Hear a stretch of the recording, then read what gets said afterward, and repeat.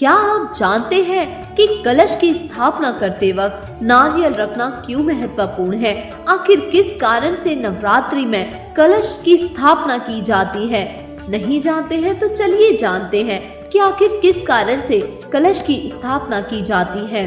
हिंदू धर्म में कलश पूजन का अपना एक विशेष महत्व होता है।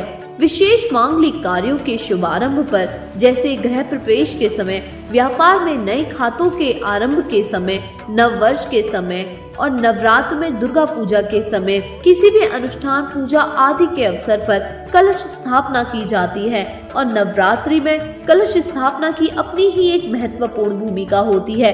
श्रीफल अर्थात नारियल को कलश पर रखकर पूजा की जाती है। पौराणिक मान्यताओं के आधार पर एक बार भगवान विष्णु पृथ्वी पर प्रकट हुए और अपने साथ माँ लक्ष्मी, कामधेनु गाय और नारियल का वृक्ष साथ ले आए। मान्यता अनुसार नारियल का फल माँ लक्ष्मी और भगवान विष्णु दोनों को ही अत्यधिक प्रिय था, इसलिए भी इसका नाम माँ लक्ष्मी के नाम पर यानी श्रीफल रखा गया।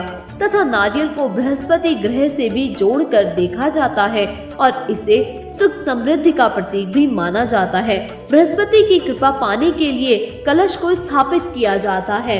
नारियल की 3 आंखों को त्रिदेव के प्रतीक के चिन्ह के रूप में भी पूजा जाता है। कहते हैं कि नारियल में त्रिदेव का वास होता है, जिस कारण से नारियल को कलश में स्थापित कर सुख समृद्धि प्राप्त करने के लिए नारियल को शुभ कार्यों में घर में स्थापित किया जाता है।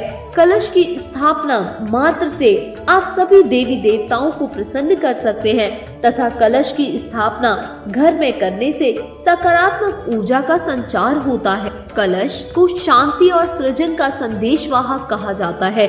संपूर्ण देवता कलश रूपी पिंड या ब्रह्मांड में व्यष्टि तथा समष्टि में एक साथ समाये हुए हैं। कलश को सभी देव शक्तियों, तीर्थों आदि का संयुक्त प्रतीक मानकर उसे स्थापित एवं पूजित किया जाता है। कलश के मध्य में सभी मातृ शक्तियां निवास करती हैं। कलश में पवित्र जल भरा रहता है। इसका मूल भाव यह है कि हमारा मन भी जल की तरह शीतल, स्वच्छ एवं निर्मल बना रहे। हमारे शरीर रूपी पात्र हमेशा श्रद्धा, संवेदना, तरलता और सरलता से लबालब भरे रहे। इसमें क्रोध, मोह, ईर्ष्या, घृणा आदि की भावनाएं पनपने ना पाए। कलश के ऊपर आम्रपत्र होता है, जिसके ऊपर मिट्टी के पात्र में केसर से रंगा हुआ चावल रहता है, जिसका भाव यह होता है कि परमात्मा यहाँ अवतरित होकर हम अक्षत अथवा अविनाशी आत्माओं एवं पंच तत्व की प्रकृति को शुद्ध करे।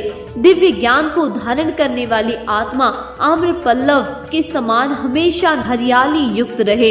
कलश में डाले जाने वाला ध्रुवा, कुश, सुपारी, पुष्प इस भावना को दर्शाती है कि हमारी पात्रता में दुब के समान जीवन शक्ति, कुश जैसी प्रखरता, सुपारी के समान गुण युक्त स्थिरता, फूल जैसा उल्लास और द्रव्य के समान सर्वग्राही गुण समाहित हो। आशा करती हूँ कि आपको हमारा ये वीडियो पसंद आया होगा। अगर पसंद आया है तो कृपया करके लाइक, शेयर और सब्सक्राइब करना मत भूलिएगा। धन्यवाद।